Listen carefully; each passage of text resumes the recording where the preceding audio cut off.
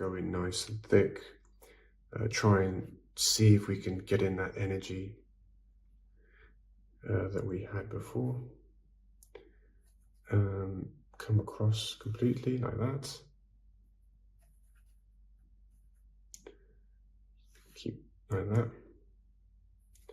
Need a bit of thickness at the top there.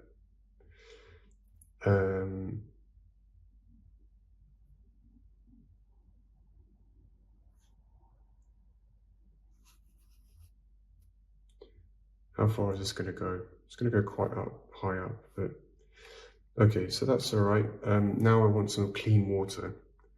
So, well, not clean, but you know what I mean. Just use the water, make sure it's not too much on the brush. And I'm just going to cut round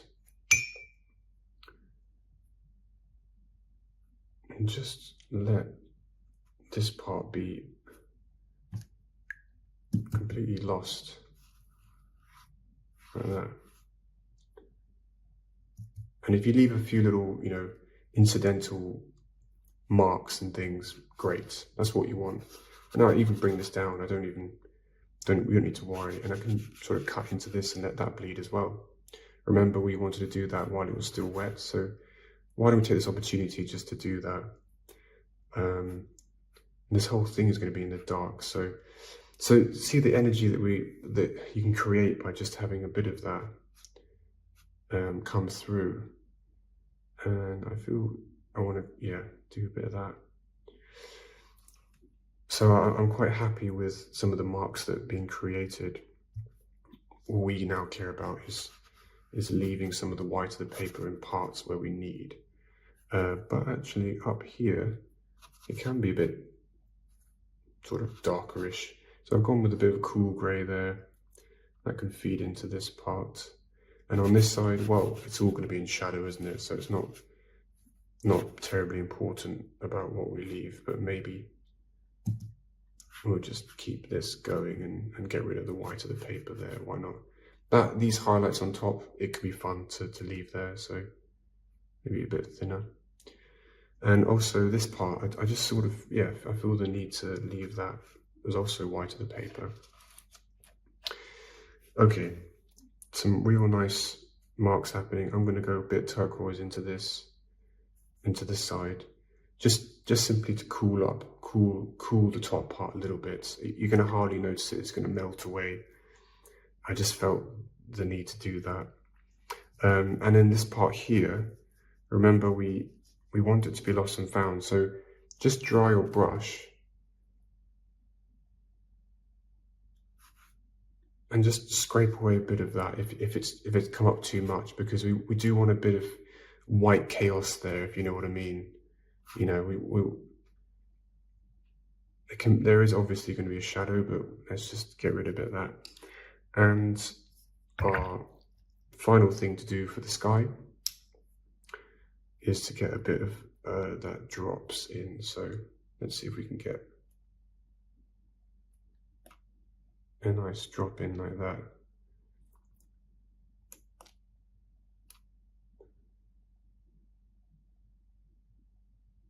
There we go. That is going to be a little bit of chaos that will just help us when we compare it to the next wash. All right, so let's go down. So I actually don't want too much of the white of the paper here, although I do want it in this bit. So maybe I'll get rid of that line there.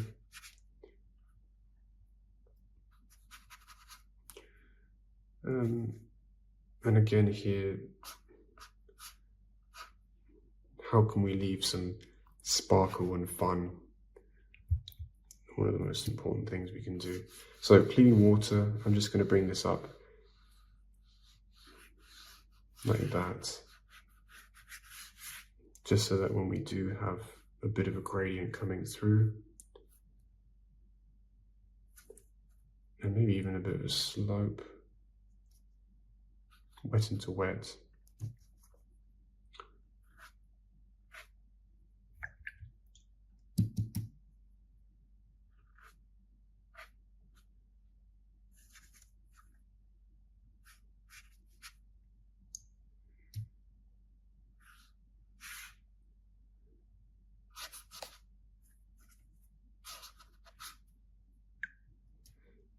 essentially just kind of create our variation in color. So go a bit more purple blue here. Not too much, maybe that's just a bit too much. But just subtle, subtle, subtle. So yeah, there we go. Just a very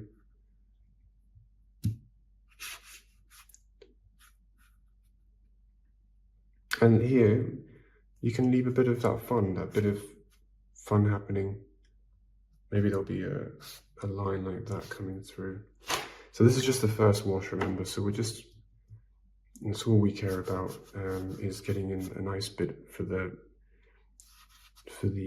snow, but a bit of fun in this area, why not? Let's just keep that like that. Maybe go blue again at the very end there. And down here as well, we can have this fading into a bit of a blue, just to, as I said before, just to relate a bit to the sky. But it's subtle. It's hardly going to come out. You know, when this all dries, this is very watery. So when this dries, it's going to feel like we haven't done much, but it just feels like we have now because it's wet. So that's what I want to say to you is don't be afraid to get it in a bit dark now, especially when you've got quite a lot of water flowing. So like I can even exaggerate the blue here and it will hardly come out. So that's okay. And maybe a bit in here, just essentially doing ourselves a favor, just laying down some interesting color so that in the second wash we can just work with it, you know, leave it to do its thing, or add colors that will relate to it. So that's semi-abstract, semi-faithful to the scene. I think that's going to turn out to be lovely when we have that in the back. It was important to bring that light up a bit, and these things are just, you know, it's just a bit of fun. So that is the first wash. Really happy with some of the water, and we'll do the second wash. Great, so this is now dry, and we can move on to the second wash. Just wanted to speak a little bit about this because we want to create this painterly painting.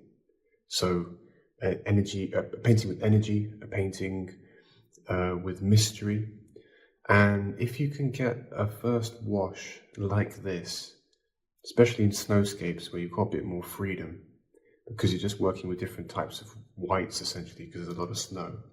If you can have some of these fun effects, mixing of warm and cool in the same spaces, maybe, you know, a bit more grays and things, and some more cooler, some warmer, but just having a bit of freedom there, because this foundation sets the scene for a more energetic painting in general, right? There's a lot of energy with these marks that I've left, and this is just the first wash. So try and think when you're designing your painting as well, whatever subject you choose, how can you create a first wash which has energy in and of itself, like this, and therefore when you do the second wash, it's just going to build, rather having to sort of fight in the second wash to achieve that energy. I think it's really nice way to go if you can find a way to bring some energy into the first wash. So I think that we've done that. A word on color harmony. A lot of blues. The other snowscape we did, there's a lot of reds and oranges in a lot of the washes, and that had a really lovely effect. And this one is much more of a blue. So we're working with Cobalt Blue predominantly, adding a bit of turquoise into it, and then adding the other two primaries into that, or a Payne's Grey, but really. Having.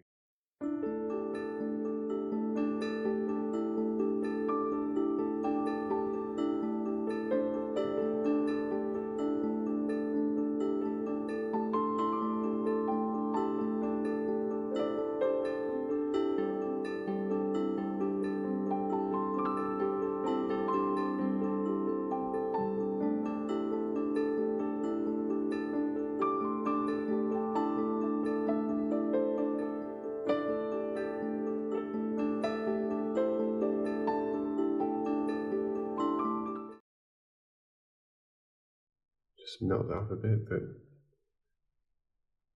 it's okay. I'm actually drawing the bottom of this first. Why? Well, if you do that thick paint there and then you add the more watery wash on top, you'll get a nice mix. I think even some sepia here, just to brown it up a bit. It needs to be warmer on this side if this is pretty cool.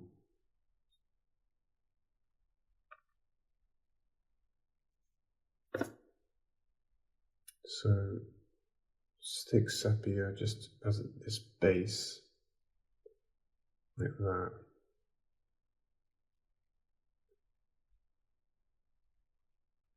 And in that shape there.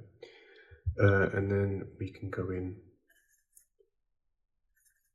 with a sort of, maybe a bit of a greeny bit here. Or I should say beige. As long as it's light, as long as it's melting in with what we've got.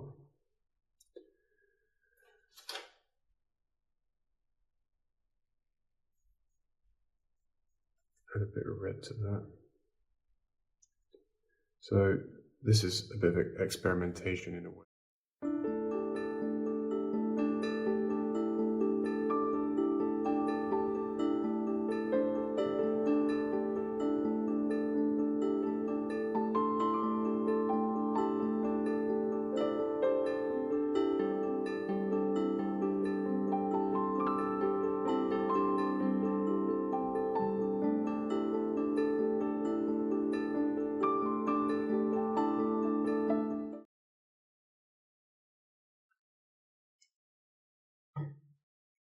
Okay, great.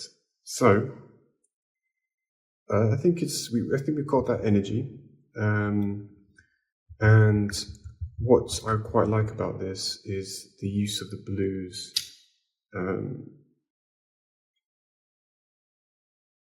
There's turquoises, there's more warmer blues, there's cooler blues, and the way that this sort of fades away and becomes a bit mysterious.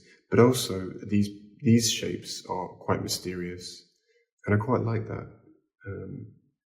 And there really is, you see the energy with the brush marks. I think that's one of the key points of this painting, is that if you can do that, you can create some real moments, and it's up to you to decide where you place those moments, or whether you have more of a holistic approach to it, and then the whole painting becomes energetic.